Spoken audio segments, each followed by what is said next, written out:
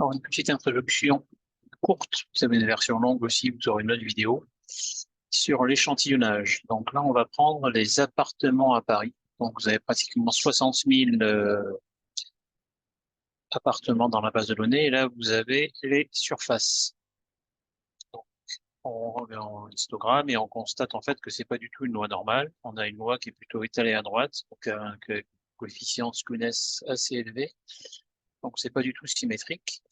Et pourtant, on va voir ce qui se passe quand on fait du sampling. Vous verrez sur la page suivante, c'est qu'au fur et à mesure que la taille de l'échantillon augmente, on va avoir une distribution normale des moyennes.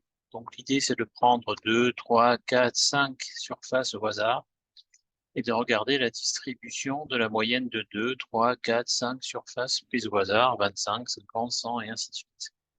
Donc sur le graphique suivant, on se rend compte assez nettement, parce qu'il y a l'ajustement gaussien qui est mis par-dessus, que à n égale 100, il paraîtrait que c'est gaussien, on peut regarder les tests statistiques, mais évidemment, quand n est faible, on a une déformation ici de la loi par rapport à la loi normale, due au fait que la loi de départ n'était absolument pas symétrique comme on a ici.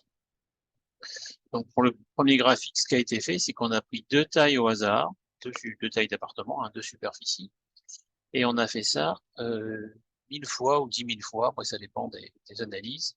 On a regardé, donc l'histogramme, c'est la loi empirique simulée de la moyenne de deux surfaces prises au hasard dans la population des appartements parisiens. Alors, on a fait pareil avec 3, donc on a répété 10 000 fois la moyenne de 3 appartements. Ici, on a répété 10 000 fois la moyenne de 4, et on voit déjà à partir de n égale 5, ici, qu'on a une petite correction, ça commence à apparaître gaussien. Donc on va regarder un peu plus dans le détail ce qui se passe avec n égale 5, et puis après on passera avec n égale 100 et 1000. Donc avec n égale 5, ça semble gaussien, mais en fait si on regarde les fréquences observées, c'est-à-dire empiriques, qu'on a en vert, donc sur les 10 000 moyennes qu'on observe sur les échantillons de taille 5, on a une différence vraiment notable avec la loi théorique. Et là, je vous ai illustré pourquoi.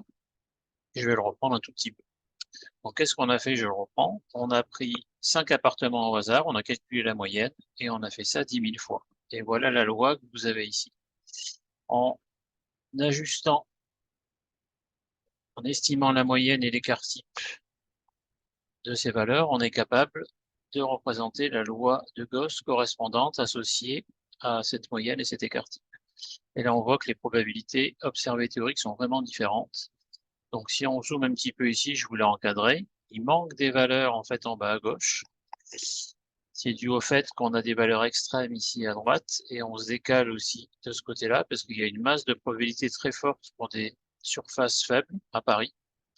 Et si on se met dans le côté droit, donc les surfaces élevées, on a un partie trop grande en fait de surface ici, de moyenne avec 5 appartements qui vont être élevés, et un manque au cœur de la distribution sur la partie droite.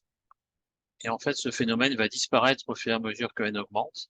Donc là, je vous montre les probabilités avec n égale 1000 pour des classes de surface 42, 44 jusqu'à 56, 58. Et c'est pratiquement les mêmes valeurs observées théoriques.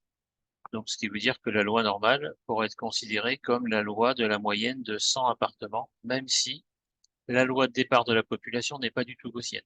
Donc, un test statistique montrerait d'ailleurs que c'est bien gaussien. Je vais vous le montrer, pas le test, puisqu'on n'est pas encore au niveau, mais je vais vous le montrer avec 1000. Donc là, vous avez vu qu'on part de 42 mètres carrés. Comme égale 1000, on sait que la distribution se concentre autour de l'espérance. On va être très très proche de la vraie valeur de la population, 49 à peu près mètres carrés, et un écart type de 0,8 mètres carrés.